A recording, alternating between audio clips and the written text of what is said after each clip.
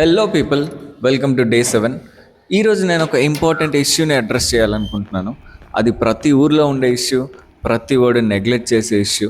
కానీ నేను ఈరోజు దాని గురించి మాట్లాడాలనుకుంటున్నా. అంతకంటే ముందు ఈరోజు సెషన్ చాలా బాగా జరిగింది. నేను వెళ్ళేసరికి మా వాళ్ళు రీచ్ అయిపోయి ఉన్నారు. అండ్ ఎక్సర్సైజెస్ కూడా పోటీ పడి మరీ చేశాము. అండ్ ఈరోజు మంచి కిక్ ఇచ్చింది. And coming to the issue, వాకింగ్కి వెళ్ళేటప్పుడు నేను ఒక డస్ట్బిన్ని చూశాను మా ఊర్లో.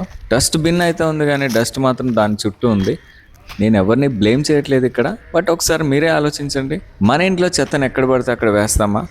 వేయం కదా, ఎందుకంటే అది మన ఇల్లు కాబట్టి. మరి మన ఊరు కూడా మన పెద్ద ఇల్లు లాంటిదే కదా.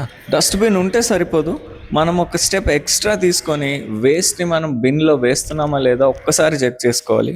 అలాగే ప్రతి షాప్ ముందు ఒక డస్ట్బిన్ ఉంటే కస్టమర్స్కి కూడా ఈజీగా ఉంటుంది.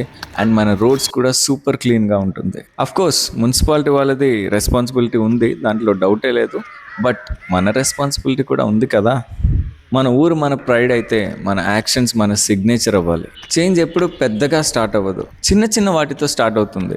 లైక్ ఒక ర్యాపర్ని తీసి డస్ట్బిన్లో వేయడం లాంటిది, లేకపోతే ఈ ఇష్యూ గురించి పిల్లల్ని స్కూల్లో చిన్నప్పటి నుంచి ఎడ్యుకేట్ చేయడం, ఇలాంటి వాటితోనే చేంజ్ స్టార్ట్ అవుతుంది. ఏమో చెప్పాలనిపించింది, చెప్పేశాను. ఈ షార్ట్ ద్వారా ఒక్కరినైనా మార్చాలి అనేదే నా ప్రయత్నం. స్పెషల్లీ మా ఊర్లో ఎవరికైనా అవును కదా వీడు చెప్పింది నిజమే కదా అని అనిపిస్తే I will be very happy. నేను చెప్పింది కరెక్టే అనిపిస్తే సబ్స్క్రైబ్ చేసుకో. ఈ రోజుకింతే.